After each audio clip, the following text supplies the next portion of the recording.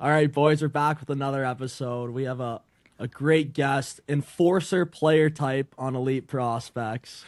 Played 5 years in the NHL, 51 games, two tucks, couple apples too, 153 PIMs. Let's welcome Curtis Gabriel. How you doing, Curtis? Namaste, brothers. How you doing, Josh and Joe? I'm doing fantastic over here. Curtis, before we start, this is the funniest thing ever. I was looking on online. I was gonna buy one of your jerseys. I saw a San Jose Barracudas jersey of yours going for 600 USD. What? Where's Game where's worn, my yeah, cut on of that? eBay. Where's my cut of that? Yeah, we thought it would have been sick if you turned on the pod and we were both just wearing like backwards Curtis Gabriel jerseys, would have thrown you off guard. But apparently they want a mortgage to buy one, so Well, that would have got me going because I mean, Josh is the I advertised thought blue that guy. would have fired you up. Oh, a little I'm- blood I on the would've jersey too, probably. absolutely. Man, so what's it like out of the league? How you finding life transitioning, not playing pro anymore? Man, what a fucking shit show it's been. This is the Crosscheck Show. This is a place to talk about that, man. Yeah. As we all know, going through transitions in life or something, but when it's the game you love so much and your whole life is built around it, it was wild. So I retired in 2022, September at 29 years old. And I was with wrist injuries and my mental health was going downhill. I was just imploding mentally, physically. And it's crazy. It's coming up on like 3.5 years, but man, wild journey, but it's a definitely nice being a fan again. And I can remember the first day waking up after I did retire, even though I was a mess. I woke up and went, "Oh, I don't have to fight anybody ever again." Huh? Nice. Speaking about fights, man, you've literally fought everybody. Yeah. I mean, We usually ask guys who their dream fights are, so I'm going through the list here. I'll just read it. I'm trying to see who Curtis Gabriel fought. I got Roman Polak, Matthew Olivier, Milan Lucic, Delorier, Reeves, McDermott, McGrath, Foligno, Clifford. I was like, you fought every tough guy in the league. I did not realize that. I did my best, boys. I mean, I was at the heaviest I ever was at training camp in Jersey. I was like 227, but that was just for trying to get really big. I was always playing at 215, 6'4", no upper body strength. I'm built like fucking giraffe. Like, I had this teammate, Zach Mitchell in Iowa. This guy would roast the shit out of me. And one day we were just sitting there and he's like, "Gabe, you know what you're built like? You're built like fucking Mike Wazowski from Monsters, Inc. You're just like a torso with limbs. Yeah, he had a big core on him.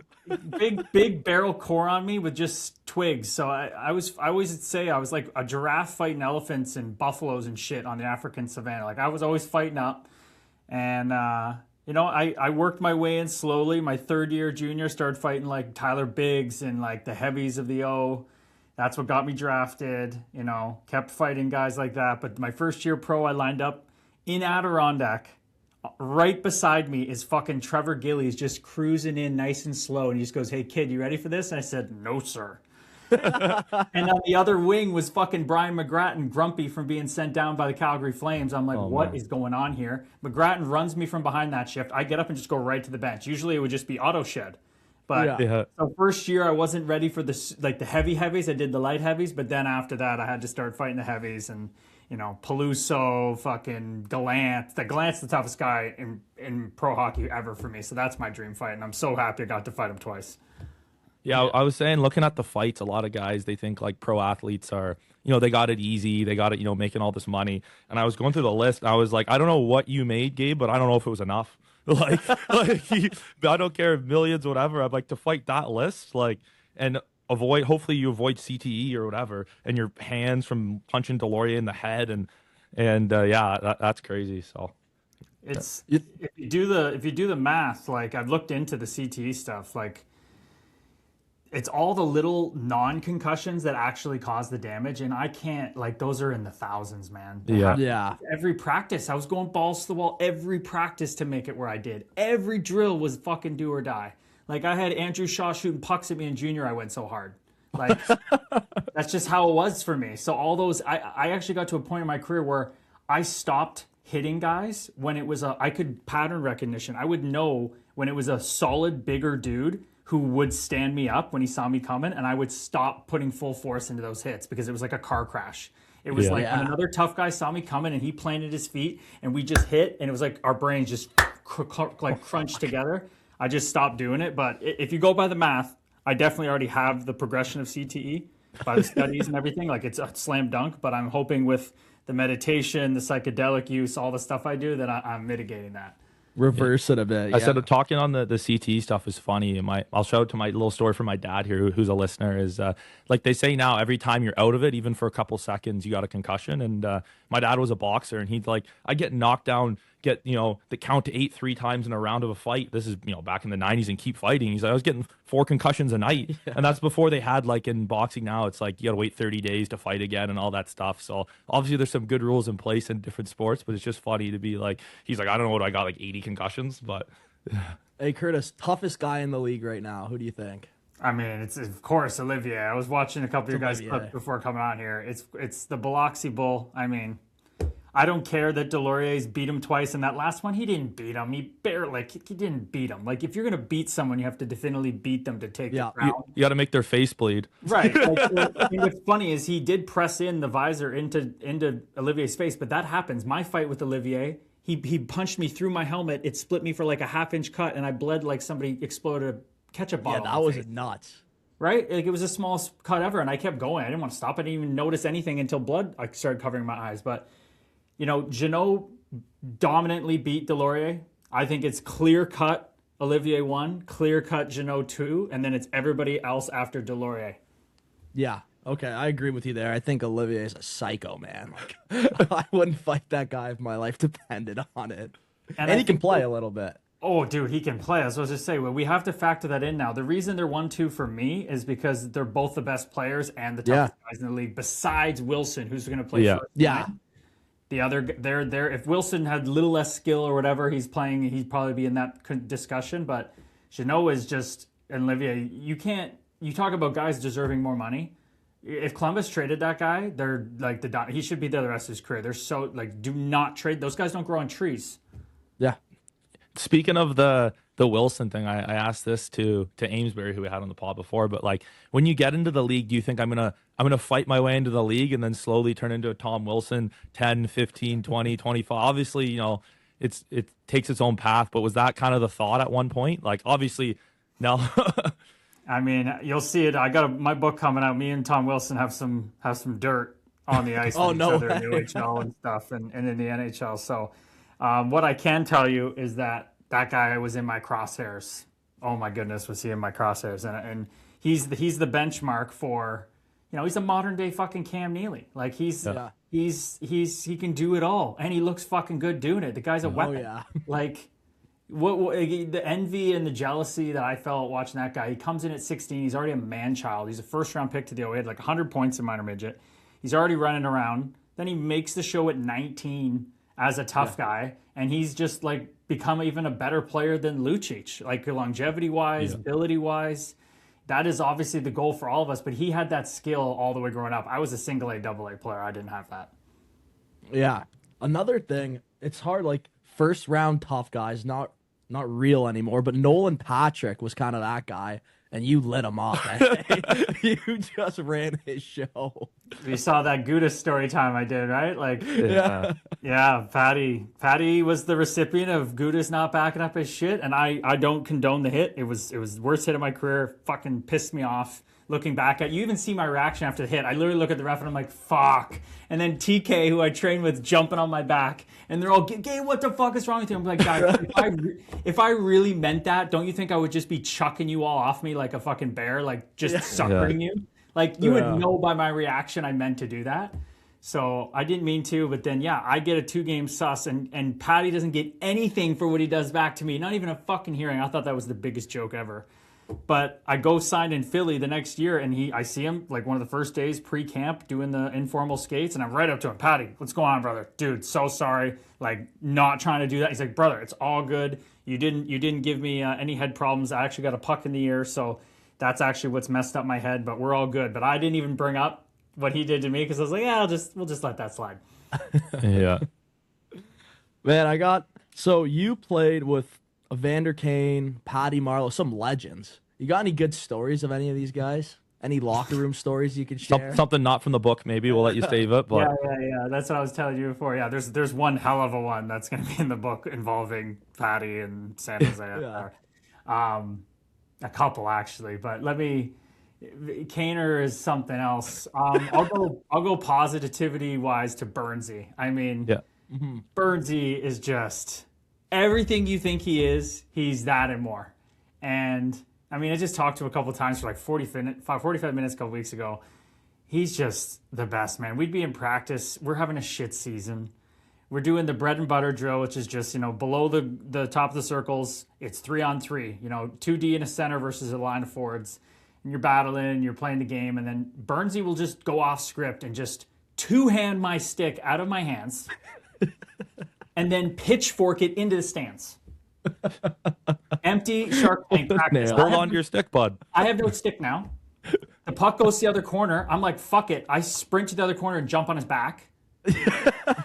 I get him in like a horse collar and I pull him down on top of me. The whole Bugner's like blowing the whistle, like laughing. Go, what the fuck are we doing? We're just like MMA grappling in the corner. National League practice. National League practice. And the shit team, like just having it, making it fun though. Like I'm in practice. If I miss a net anywhere, I could hear him down the end of the ring. Gabriel at the fucking net. Like just screaming at me. And I think he said it endeared him to me was first day of camp. We had lockout camp in Arizona that year because, COVID in California. And first drill camp, I ran him over. I just bundled him. And from then on, he just fucking loved me. He'd just be jumping me all the time. And he wouldn't he's so big and strong. He'd do his MMA. He likes MMA grappling. So he grapples me and like pins me on the ice. He's like 240. And he's like, Gabriel, you're not tough at all. And he's chirping me all the time. Like, I fucking love that guy, dude. That's awesome. And I looked at when you got drafted to Mini. You went ahead of Verhaeghe. Not a big deal. Hey, not a big deal. Yeah, how was the draft experience? Like, were you expecting to go where you went, and were you, just give us a quick rundown on that? Were you kind of like Verhaeghe? This guy's never making the show. Man, I remember being at mid-season Christmas party in Owen Sound that season in the O, and my GM just walking up to me and my mom with this cheeky look on his face, and he's just like, "Your son's gonna get drafted in the NHL," and I just. Like, what the fuck did you just say? Like, am I even eligible? He's like, you're third year eligible. You're 19, turning 20. I'm like, you're kidding me. He's like, nope, you're getting drafted. 24 teams have called us about you. I'm like, man. Oh, wow. You can't teach 6'4". Losing my mind. Okay? My agent's like, yeah, like, I didn't want to tell you yet. We were just kind of waiting, and I guess he just decided to tell you, you're going to go at least in the 5th round. If somebody really likes you, maybe the 3rd. So we're going to the draft. I'm like, no fucking way I'm going to the draft and not getting drafted, right? But we end up going, and I'd never been through the OHL draft process as a free agent, so I was fucking freaking out. Like, my family was sightseeing in New York City, the draft's in New Jersey. I'm just like, get me out of this humidity. I want to go in the hotel. I want to just order in some room service or something, just watch a movie and take my mind off this. I was just freaking out. So we went to the draft. We waited the first 2 rounds. We got in there the 3rd round, and then it was Mini, Edmonton, Nashville, and those were my 3 best interviews. The best interviews by far. And the last one I did was at a Timmy's by my house in Newmarket, Ontario for 3 hours with the Mini Scout. So I'm like, here we go, maybe. And then, I didn't even hear my name called. It just said Owen Sound right wing. And my family like freaked out. And next thing you know, you're walking down the steps. It felt like I was walking down clouds, man. Like it wasn't concrete, it was clouds. And just shaking everybody's hand. And then my mom and them said afterwards that Edmonton and Nashville were scrambling to change their pick because they think they both were going to pick me. Who knows how that would have turned out. But, to go to Mini, place I knew nothing about, but I just knew it was like the American basically version of Toronto. So I said, okay, let's go. Yeah, a couple steals too. Again, I saw Gensel's a couple picks before you, so cool to definitely be up with won a cup in his rookie season and that. So Dude. One other question while we were talking about kind of your OHL path there. I'm just curious. I saw, I don't know the deal on your first year in the O, but you won a ship with your team there, and then I saw you had Binner and net, and I was looking up. You had some nasty stats this year, so I'm just look at that. Oh, look at that. Oh, this thing's fucking Can heavy. you put it on there? Yeah, got it right here. Barely did anything. Didn't play a game after the trade deadline in February, but I got a ring. And Awesome. got to watch the boys play and go experience what the Mem Cup was like. But Binner is Probably my closest friend in hockey. Oh, nice. He's incredible. We just had a wicked call last week for a while. He's on such a journey. I can't wait to when he puts out his book. He is a special dude, man. I came in my rookie year. I was 17. It was his draft year. I wasn't even sniffing to get drafted, obviously, but our goalie got hurt. He ended up playing that whole year and taking us on that run to the championship, and that's where he got his big name and third-round pick to St. Louis. So when he was going through all his stuff and people were like, hey, don't you know Binner? Are you surprised he did this with St. Louis and won the cup? I'm like, it was just a matter of time. Yeah, it's just a matter of time. This guy told Marty Brodeur to fuck off. I'm not going to the East Coast. He's just always been that guy, and we had this bond, man, because he's seen me come in as the free agent, nobody, and then as he won goalie of the year is the year I got drafted. So me and him would just dance around the room to Drake's started from the bottom, now we're here. He's just a really cool guy. And I was a guy that kind of rubbed people the wrong way, so sometimes I wouldn't get along with some teammates because I was a fucking psycho. Whereas he was more of the guy who could vibe with everybody on the team. So he's such a good dude to me. The way Binner plays, though, obviously he's a goalie, but he's so up and down. He's been in that. Imagine if he was a player and you guys were line mates. I'd be scared of that line. We saw the clip. We saw the clip of Gabe where you're walking the blue line with Bagagian before. Bogosian, yeah. Even the clip you have pinned on your Instagram where you're on the bench in San Jose and you're rocking your head that's a. When I skate past a guy and he's rocking his head like that, I'm I don't want to fight this guy. He's ready to go. I was always vibing. But watching this before, I got to call you out, Josh. On your line brawl team, that was dust. That was dust. Really? Who didn't you like? That was fucking terrible. Joseph, I could see where you're going with yours. Okay, you go Olivier, you go your guys, whatever. But you go Wilson. Sorry, you go Wilson first. Yeah, Josh, that's fine. But Parayko. What? I've only ever seen one Parayko fight, and I liked it. Parayko and then Sleepy Domi, who doesn't fucking do anything. Then you got Brady Tkachuk, who, okay, I could respect Brady. He's game, but he's still going to get piss pumped by the heavier, tougher guys in the league. And then you go Binner and net. I love you, Binner, but what the fuck? Yeah. Yeah, my team was just punching bags. They're all my God, like me. That's what I was in my career, so I understand that. To be fair, we've done 8 drafts. That was the first fighting one. That's the first one I won. But I know I think I took Hagel because Hagel does. That's why in there, but still, but Hagel's working Domi. So that I look at this guy. He's dialed into the show. Yeah, that's awesome. He's one of our 3 listeners every week now. Buddy, I do my homework. That's what I do. How do you think I fucking got up there? I watched everybody's fucking tape. I just interviewed Cody Bass, a guy I fought 3 times in the minors yesterday for my pod that I'm launching April 20th, and he's just dude, I knew fighting you that. You were going to know my technique. You were going to know what to do. Because guys knew that I was dialed into that. Yeah. Also, you watched the Leafs much. Did you see Easton Cowan trying to jump Zadorov? Oh, I fucking love it. What are you thinking there? I fucking love it, dude. He got called out for what he didn't do when Matthews got hit. Quick learner. Quick fucking learner. Auto shed chase down. Absolutely, no doubt. Where's Domi doing that? I know he did it to Zadorov earlier in the year. Domi needs to be doing that every fucking night. You give Domi his $4 million, he just went to sleep. Where'd he go? That's true. Where'd he go? And you need Matthew Nyes getting pissed off and pumping White Cloud with his left. Where's that? We need that. Yeah, I said that too. Yeah. So for me, it's keep Nyes, keep Cowan, fucking all these young guys, Quinlan, Rafai. The goalies are Wall's the nicest, best guy in the world. I love him. Yeah, you played with him, eh? Fuck, he's incredible, dude. That guy's never seen a bad day in his life. And even when he goes through all the injuries and the pressure, he doesn't care. But keep the people that play hard. Bobby McMahon, where the fuck is he? That was the dumbest person to get rid of. Maybe he'll sign as a free agent in the summer. You could have got him for cheaper if you kept him around. Girlfriend from Toronto, loves it there. What are you thinking? Everybody else, open season. Open fucking season. I love them. Some of the nicest guys I've ever met there that I was with camp there. But I'm sorry, there's a difference between being a nice person and being a violent hockey player. That's the only way you win is being a violent killer mentality hockey player.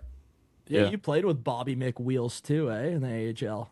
Buddy, I went into when I signed with the Leafs. I went into their summer training factory down at the Ford Performance Center. It's amazing. Yeah. And I remember after the first scrimmage, there's this guy still on the ice, and usually I'm the last guy on the ice working on the game. There's a guy on the far end. So I go talk to him. I'm like, who the fuck are you? He's like, Bobby McMahon. I'm like, holy shit, man. You were flying in the scrimmage. I thought you were an NHL regular. I was like, who is that guy? And I'm like, dude, if you keep working like this, and I saw him in the gym, he's a unit. He's the funniest dude. I started to get to know him. He's quiet, but then if you get to know him, he's like, yeah, I took like acting classes in college, so I'm actually like a goofball. I'm like, you're fucking hilarious. He's just the best guy ever. And I told everybody, this guy he's gonna make it, because he went down to the minors and Keefe was like, hey, I like you, but like, how am I gonna keep you over all these big name NHL guys? And he's like, and Bobby's like, what do I gotta do? And he's like, you have to be the literal best statistical forechecker in the AHL. And Bobby Mann's like, done. He just went and did that. He went and did it. He just didn't lose puck battles. He's so fast. He just gets in, wins every puck battle. It translated to rookie goals record in the Marlies. Boom. Show guy. Yeah. Now he's scoring every night in Seattle. Yeah. Fucking unbelievable. I got one thing for you, Kurtis. I'm hoping you'll throw us a bone here. If you want to save it for your book, it's fine. But I was just wondering about the famous Kurtis Gabriel versus Vince Dunn hallway fight. Oh, yeah. This one's game. This one's open season. There we go. I made TikTok about it. I made videos about this. So, I was gonna say, most of your fights, like, you stood in there, you did everything. Like, I think you got a granite chin, but I was curious how that happened. If it was kind of like a sucker, you're watching the video. So yeah, give us a little breakdown on that. Best clip. Also, Vince Dunn, another guy who had turned a decent career. So interesting to see down in the AHL. hell of a career for him. All the props to him. I've never talked to him personally, but Binner's a good buddy with him. Lots of guys I know seem to say he's an awesome guy. So I love his career for him. But man, I mean, I had been sent down from the Wild on a 13-game winning streak. When something ain't broke, you don't change it, and I was pissed off being down there, and we're losing like 3-0 in Chicago. And I'm sitting on the bench and I'm like, if this coach puts me on, I haven't been on 12 minutes. Like, if this coach puts me on, I'm going to fucking lose my mind. Graveyard shift, go out with a minute and a half left. So I just go out and start running everybody. So I see Vince Dunn. I'm like, perfect guy to run. So I run. Not a dirty hit, but a little like solidly late, but nothing bad, no penalty. And he two-hands me. And I'm like, you're kidding. Perfect. So I pushed him in the chest. He acts like I punched him in the face. He sheds. I'm like, amazing. So I start throwing, but James Wisniewski, his veteran D partner, comes over, jumps on me. Everybody's jumping on me. I end up, which you don't see in the video, on my back against the boards, arms down, pinned down, and he's just punching me. He gets in like 3 clean shots of me at the bottom of the pile. I'm defenseless. Like, it's just a no-no. Like, it's never happened to me before. I'm livid. I get up. They get me separated. I'm going off first. And of course, this happens in the only place where the teams leave the ice at the same spot. And we're separated by 15 feet of concrete. So I go down my hallway into my room, and I'm just sitting there, just stewing in my stall. I'm like, oh, we're playing him tomorrow night. I'm going to fucking kill him. And all I hear is, you fucking pussy, from the hallway. And I just immediately get up and just march out there. And I'm like, in my head, I'm like, I'm going to ground and pound him. Like, I'm going to tackle him and just pound him into the ground, just like he did to me. And when my skates hit the concrete and just start going, it literally woke me up. I'm a mama's boy off the ice. Like, I've never been in a fight off the ice. I'm like, I'm going to get charged with assault. Like, what am I doing? So I'm like, I got to turn back, but fuck, I'm already here. So I grab onto him. My goal was just to shake him and scare him, thinking he wouldn't do anything. And just like, I'm going to kill you tomorrow night, you little bitch, whatever. Hey, fight or flight. Vince Dunn chose violence, and I got to give him credit. He threw a bomb that I wasn't expecting, planted me on the chin, split me for some stitches. I go down. My buddies, teammates come in, the police, the security, and I got to walk back on camera, face bleeding, and the whole rink losing their mind. What I thought is funny there, not to rip on you too much, but he just gave you 3 cheap shots on the ice, and you weren't expecting number 4. Like, he warmed it up, and then you sat there for number 4. But hey, I couldn't agree more with you. I totally get it. It's just when your wires cross like that, and you got so many things going through your mind, and it would have been a lot better had I just gone over and just like jabbed him once and just like popped his nose and just walked away. It would have been something better than what I gave him, because I get the league calling me saying, Gabe's like, we want to give you 2, but it kind of went viral. We got to give you 6. He gets nothing and plays the next night. All I had to do was just sit in my stall and fucking jump him the next night. Wow. You get suspended without pay when that happens then too? Or? Oh, yeah. Oh, that sucks. That's brutal. Yeah. Nobody's picking up that tab for Gaber. maybe for someone else, but that's what I was saying in the Matthews one. I was like, I don't care if Easton Cowan if someone fought him, like, I would have picked up Yeah, the tab. I can't afford it, but I remortgaged my parents' house, and I'd give them their ELC money for their 6-game suspension for jumping Kurtis, but whatever. Literally, Basser said yesterday where he had this coach in the minors that everybody just hated this guy. Like I almost went on the bench and fought him one game. The guy thought he was a player, and I think something happened, and he actually pushed Basser on the ice when he was hanging over the boards out of the between a stoppage, and made him go after a guy, and then he got suspended, fined, and then the whole team went to the coach like, "You're paying that. Like, what the fuck is this? That's not Basser's fault. You pushed him on the ice. Like, there's crazy shit that goes down, man." Yeah. Hey, Gabriel, what's it like? This is kind of a selfish question. What's it like ripping in the National? Like, the most people I've scored in front of maybe 500, and I blacked out. Dude, this is such a good question. This is not a selfish question. This is what the fans want to know. Like this, I'm a fan first. Like I was a fucking fan before I was just like at 16. Oh, I can fight my way to the NHL. Okay, I'll try. You know. Yeah. But that first goal, my buddy Brett Sini wins it back. He's like, Gabriel, shoot the puck off this draw. Go on the right wing or go on the left wing and shoot off the wall. And he called it right on my stick, shot it. Nielsen reaches up to grab it. He's like 6'7". I don't know why he's reaching for a puck 10 feet wide, and it trickles down his back in the net. So that didn't really feel like a goal. But then a couple nights later, we're playing Montreal. I was just humming. I felt so good. I get on in the second period. I'm just like, I feel it. I feel a goal coming. You know, I rip into the offensive zone. Fucking Carey Price. Oh, let's the go. puck behind the net. I fucking come in. I hug the wall against Victor Mente, crash against him. And I'm like, get to the fucking net. John Hines, best coach ever. Hines, he said, get to the net. So I just beat my guy off, beat Mente off the wall, get to the net. Gets back to Carrick at the point. He steps inside, outside, floats up. Perfect tippable shot. Everything just slowed down. And I'm like, this is it. So I'm like, 360 spin, tip it out of the air to myself. Shea Weber, Hall of Famer. Yeah. Spreading out on the ice, trying to dive to stop it. Price is out of position. I knock it down perfectly and just watch myself backhand it over Price into an empty net. And dude, it's like fucking Mount Pompeii. Mount Vesuvius, whatever, like just fucking eruption. I blacked out for sure. I got to put my arms up and just selly and scream. You can find the pictures online. I screamed right into the camera lens of this New Jersey Devils camera guy through the cutout. It was the best fucking feeling ever, dude. Oh, yeah. I feel like if I bury one like that, even though you're a fighter, I'm like, that's it, boys, not tonight. I'll fight tomorrow. I'm a goal scorer tonight. But you could have lined up 100 McGrattens in a row. I would have fought him after that. I was so Yeah.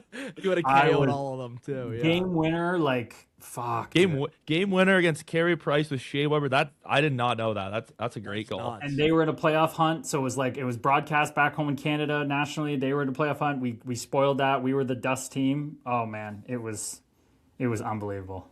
Man, what a feeling. Yeah, I know. I scored in front, I think 300 on minor hockey night in junior C. 4-3 game winner. We went 4-35-1 that year, and you best believe I blocked out, was signing autographs to the kids after. So in front of 20,000 and sorry, I missed that. Was it were you playing at home or away that game?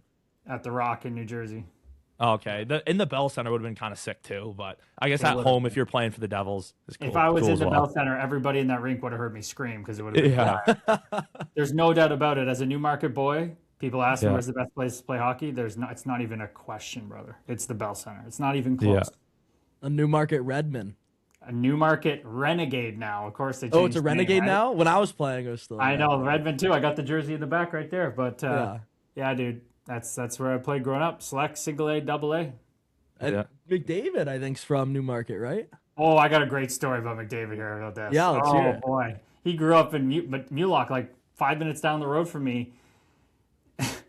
We put my brother in hockey, and he tried to play it, but he knew the rules. And like house league, some kid took the puck off, and my brother just suckied him. Like, so we're like, okay, he would have been like a 6'4" Sean Avery, but we're playing in his ball hockey tournament at the Ray Twinney, where the Hurricanes play, junior A team there, and we didn't need a goalie.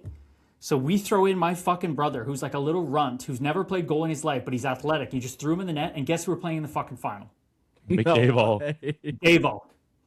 So my team is jacked up because we're trying to beat this kid who's like all younger than us, but we've heard he's like this superstar.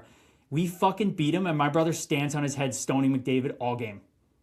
That's Didn't get a goal. He didn't do. I mean, maybe he scored, but all I know is we should have no business winning that game with my brother, who was 3 years younger than me, in a run to net. My brother shut down McDavid's ball hockey team. That's insane. Getting a win against McDavid. first It time was in hilarious. We still remember that sometimes. We're like, do you remember that happened? Like, that was crazy. there. That's so jokes.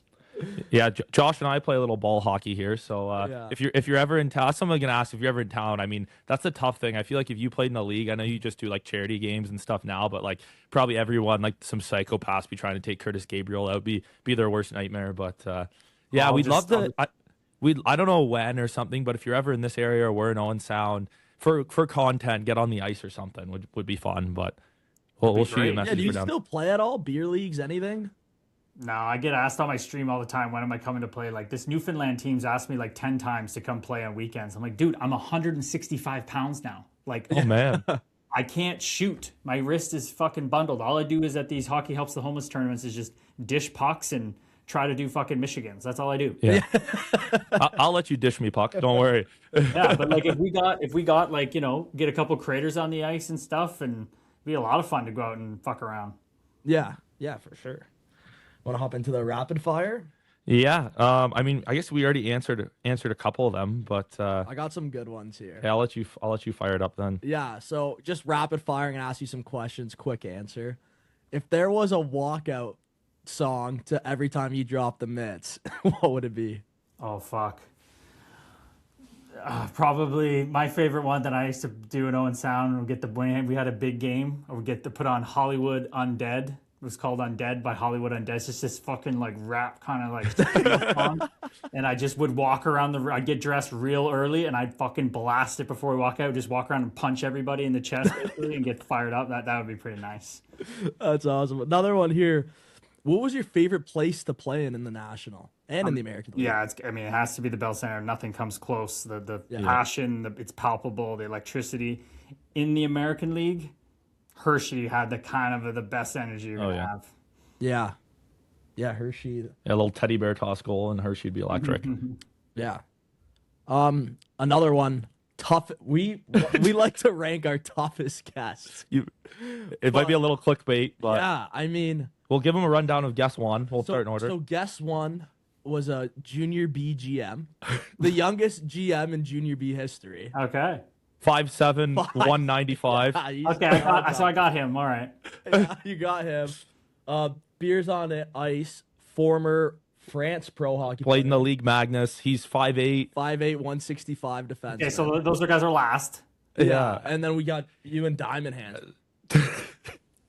I mean, He's a tough if coach, you're putting peak Diamond Hands versus peak me, I got to give him credit. His technique, winning ice wars, not afraid, goes to NLL, not afraid to fight there. I like to always say out of 100, because you can't predict one and done, but out of 100 fights, Diamond Hands beat me at least 75 times. Really? Really? I thought you. Oh wow, I thought you were gonna say you. I thought the fact that, I mean, you're skating and your other edges, ability, yeah. you got a little bit of reach on him. I think. I thought maybe a humble guy, but I mean, not at 165, but maybe at 225. No. When I'm peak, when I was peak, like no, with 215, whatever. But no, he knows what he's doing. He throws both hands. He's tough. He's smart. Like he's way stronger than me. Like I talked to him, I'm good like buddies with him. So there's no way.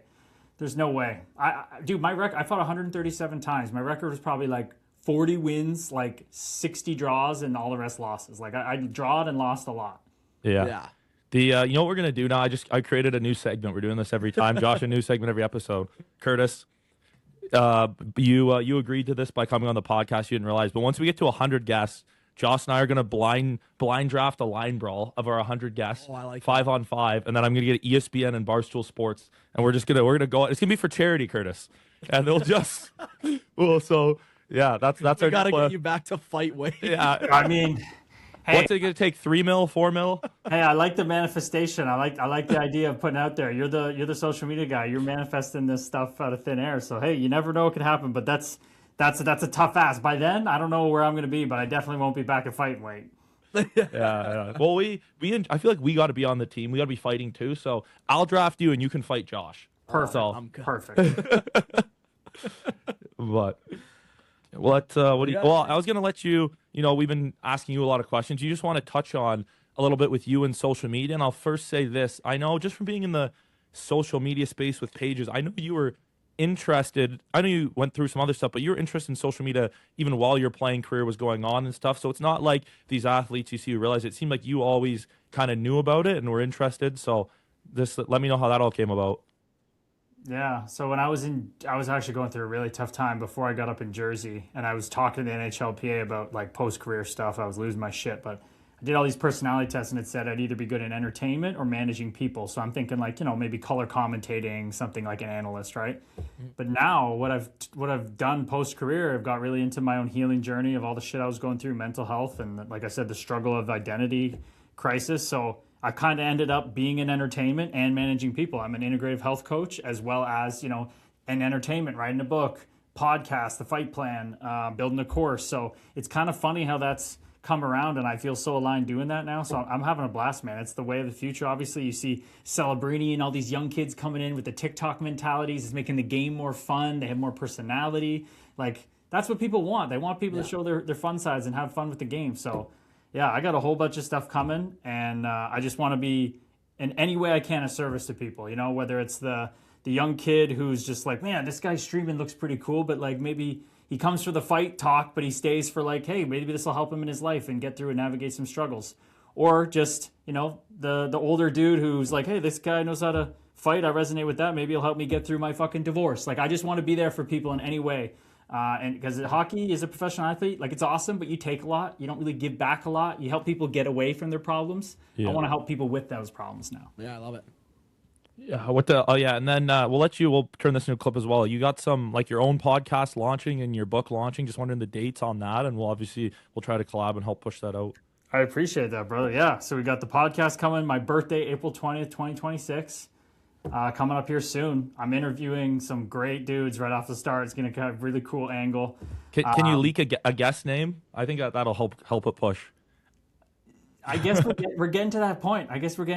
So, maybe for you guys, it's like, first 2 podcast episodes, why not maybe the first 2 guys you fought in your first 2 NHL games? Oh, there we go. Yeah, I like it. It's going to be a lot of fun talking to guys that I'm tilting. And then from there, getting to the book launch July 1st, having everything geared up for that. And then I'm going to launch a course, and I'm going to go on like a podcast tour. So I'm going to kind of book the hockey podcast as much as possible. And then I have somebody booking me on like mental health, spiritual podcasts to really push it out and really just, how it is, funnel everybody to the course and hopefully help some people out. Good. Grinding away. I love it. That's it, baby. Also, just taking what I learned in hockey, putting it into this. Yeah. Another one. You ever play as yourself on a video game? Oh, fuck yeah. That's got to be pretty cool. Eh? Fuck yeah. It started when I was in junior with the Owen Sound Attack. So, going to play Chell, all of a sudden I'm like, I was the kid that, who did this too? Nick Robertson. Nick Robertson did this too. This is when you know you're a psychopath, is you play as yourself in the game, but play it like ISO cam on yourself and play it like an actual game. Like I was like staying on my half wall, like doing all my routines, like trying to dial myself in to play better on the ice. I literally did that. That's all, getting in front of the net. That's awesome. Literally. Oh man, that's good. You see Ovi the other night, Hattie? Yeah. Dude, that guy is something else. I heard stories through the grapevine of guys of just like, all-star break. What would they do? They'd weigh us, right? Before we leave? Yeah. This fucking guy apparently would just come back. Everybody's stepping on the scale. All right, good, whatever. Ovi steps on. He left it 237. He steps on. All the guys kind of take a little quick glance, like 266. Oh boy, Ovi 235. Guy eats Subway and Coke every time he flies. It just doesn't matter what he puts in his body. It's so crazy. Not even a Diet Coke, just straight. I saw a hockey page. I think it was Hockey Forever posted this about Ovi, and it was an Ovi quote, and it said he went on a diet once and he started at 240, and 3 months later he was still 240. So he doesn't do diets. I'm like, well, clearly there was something a little off on that diet. But yeah, maybe the Russian numbers were a little backwards on that calorie counting, but hey, it fucking works, man. If he ends up being the most hits and most goals ever, I mean, he's got to be on the GOAT, like top 5. Oh yeah. Nobody has those 2 stats. How could you ever not be in the top 5? Yeah, I thought obviously would be on your list, but I do think like fighting Ovi would be sick. Like no one would ever probably let you fight Ovi, but that would, like just that guy, because when he pounds, and when he gets angry, dude, one of them's a knockout. So. Oh, when he bundled Svechnikov, like I love that from Svechnikov. That was awesome, like going after his countryman team. But Ovechkin just threw like harder than I've ever thrown in a fight. He didn't play any defense. I love trying to fight guys like that. Like I tried so hard to fight Chara. I tried everything. I ran him like 3 times in a shift, chirping him. He's just like, fuck off, in his fucking Slovak accent. I remember watching the clips back, and Jack Edwards or whatever his name is just like, Gabriel's just following Chara around. I tried running everybody. I tried to fight Buff. I knew him from summer skates. I knew I had to piss him off to fight him. And I finally got him mad, and the linesman got in the way, and then his red came down, so he was calm. And he's like, oh, you almost got me, Gabe. I'm like, fuck. You ever go after like a Sid? That would be crazy. Dude, when I didn't get to play Sid, but I was in warm-up against him. I wasn't in the lineup, and I just sat at the red line, stared. I just sat there and watched the whole routine from front row seat. It was like, should have got my popcorn out.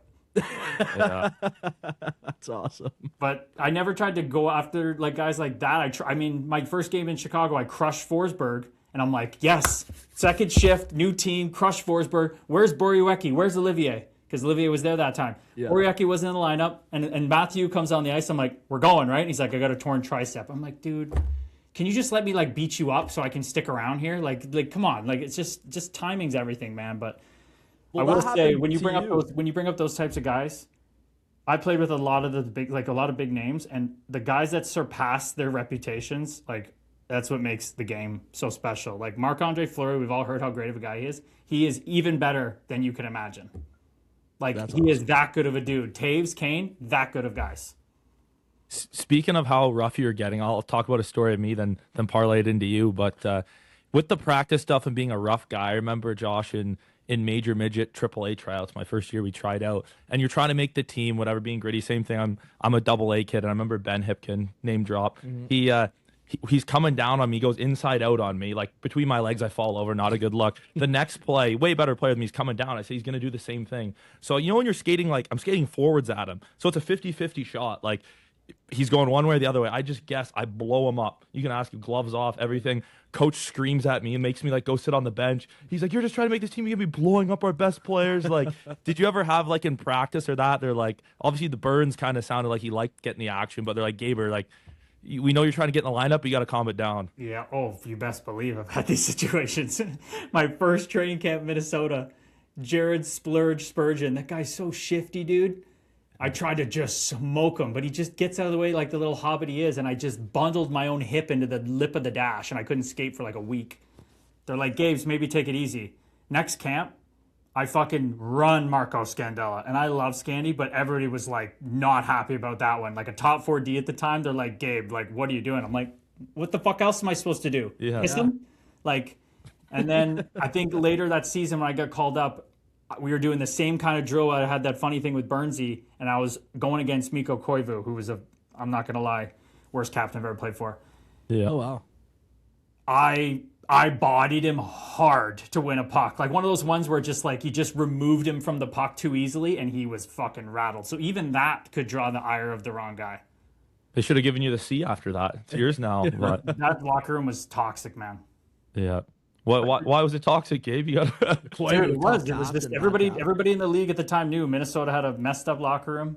I played my first NHL game. I didn't realize till afterwards when I hugged my first thing I said after I hugged my mom, and she said, "Why didn't you get a rookie lap?" Oh. I'm like, you're just so happy to be there, right? Yeah. Nobody gave a fuck. And here's the thing. It's not like every guy. I would say like 60% of the team was amazing guys, but they were just quiet guys. You know, like introverted, go about their business, super nice, but just not loud guys. But the ones that ran that room a bit, dude, it was just like a country club. Nobody gave a fuck. People came in, did their job, left to go home with their families. Me and my buddy Grayovac sat in the fucking hotel for Thanksgiving. Nobody invited us over. Like, anytime we were involved with anything, it was like the mandatory team party, which they treated us great there, but it was no loving atmosphere that you hear about. Like you hear in Pittsburgh, like if Sid's around, he's the first guy to walk you through the room, introduce you to everybody, give you his number, anything you need, right? Like it just was the exact opposite there. Oh, wow. Minnesota cancer in the room. Yep. Yeah. Last question I'll throw your way. I'm just curious, how was like obviously the Minnesota situation was great, but like a life in the NHL. Like you go from, you said being in the O, not even think you're getting drafted, and then I mean the American League's got its own stuff, but just getting to live that childhood dream of the NHL. How was all the outside of hockey and that stuff? Dude, it's like I don't know, man. It's literally like a drug injected into you. Like it is just everything you can think. As a fan who just got to be there to fight my way there, and I got to soak that in. I didn't give a fuck. Guys would look at me like, Gabe, I would never do that job to be on this team. I'm like, I don't fucking care. I'm here with you, motherfuckers. Like, dude, just the little things, like on the planes, and like when you go and you fly a commercial flight, everybody's stuffing their fucking bags in the overhead compartments. Not on a show plane, boys. Guess what's in there? Every food you can think of.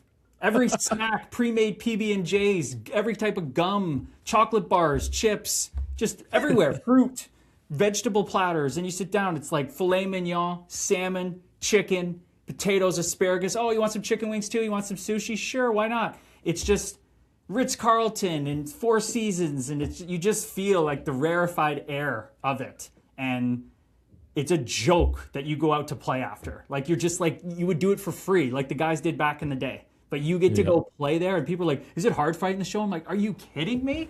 Every punch I'm making like $1,000.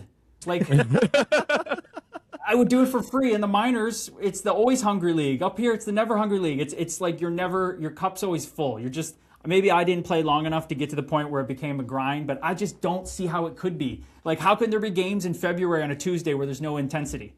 Like, I would just be like losing my shit. Like, wake the fuck up. We're in the show. Yeah. That's not the never hungry league. Well, so actually for that Austin Matthews hit, Gabe, I was actually sitting front row at that game. I saw it right in front of me. And like I play senior hockey now, and guys fighting that, I'm looking, I'm like, do I really want to fight some guy, even if I win? For what? Like, yeah, like I play against Brandon Prust in senior hockey. I'm like, do I want to fight for $200 or for nothing or whatever? But I was at that Leafs game, and like, I'm like, oh, can I get over the glass right now? Like for I'll take league min to pound to get knocked out by do Kurtis. it for free. Yeah. So yeah, I know what you mean. It's probably, I mean, if you have a career like those guys, Gretzky at the end, I remember he was saying like it wasn't the games, it was the off season stuff when you play 1,000+ games. But yeah, it's sick. And then going from a 13-game win streak, living that life, then down to this. So how's the AHL life? Then I'm curious. They called it the never hungry league and the always hungry league. So was that what was that mix up? You're just always hungry for more. You're always down there, whether it's the meal's not so good, the frozen veggies at the team meal that are just defrosted and steamed, you know what I mean? Like the shitty options a little bit. You're always just wanting more. Nobody wants to be there. Everybody wants to be somewhere beyond, and everybody's fighting for their food, their family's food. Like it's just grizzled vets and mixed with young cocky kids. Like it's just a shit show, and the systems are all over the place. It's the jungle. Like I remember being on this sleeper bus, which wasn't bad, like pretty good in Iowa, but you got to go on that trip where you go like, you play like Milwaukee and Chicago, and you do this big loop, and you get home at 4 a.m. and you're just lost all three, and you're like, what the fuck am I doing? Like, what are we doing here? And then you think, God damn, be grateful. You're not in the jungle of the jungle with the East Coast that busts 3 nights in a row overnight to play. Like, so you're in this constant limbo of just like wanting more. And, when you get up there, man, you get up there and you get a taste of that nectar of the show, and then you got to go back down. Ooh. That's a tough pill to swallow. I always figured that it's probably pretty hard to build some chem and, like you said, systems in the AHL. Like, so many moving parts. Like, how do you pick your captains? Like, your team's different every week. Every week. And in my career, I'm always, and this is no disrespect, I love playing with all these guys, but I'm always the fourth line guy in the minors that's playing with every guy who's moved down the lineup who's pissed off. Yeah. Or every coast call-up who's juiced and all over the place. Right? Yeah. It's you never know. And I'm not the best player. I'm a complimentary player. I'm not going to drive a line. So it was always a blender. But when I got on a line that was humming, like I got to be in junior and stuff, that's when hockey was really fun. But the constant circus of the jungle, where like you said, you don't know what the hell's going to happen week to week, it's a grind. Yeah.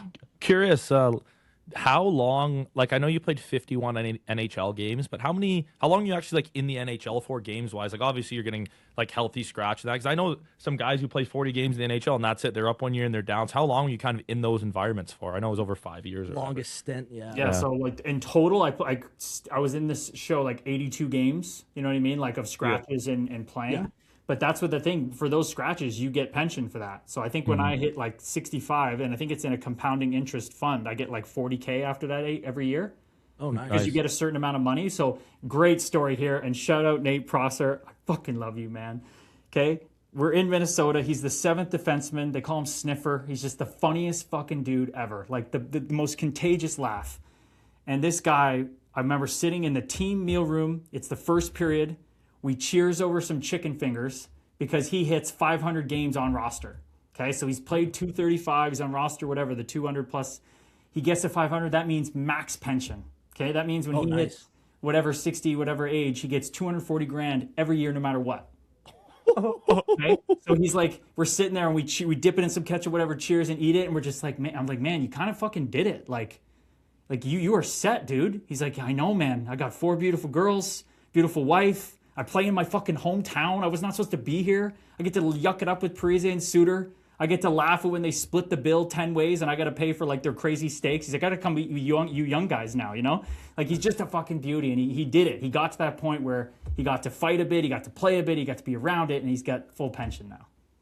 Well, once we get the Crosscheckshow line brawl going, we'll see about a 240K a year pension for you. But what a fucking treat that is, though, eh? Yeah, that's sick. I didn't even know the NHL did pensions. And it's in like investment funds, so I think it goes up with inflation. So by the time he gets that, I mean, he'd be probably swimming in over 300, 400. Yeah. And a slice of bread will be 100K. It's incredible, man. That's nuts. Wow, that's good. You got anything else to add, Josh? I'm pretty much...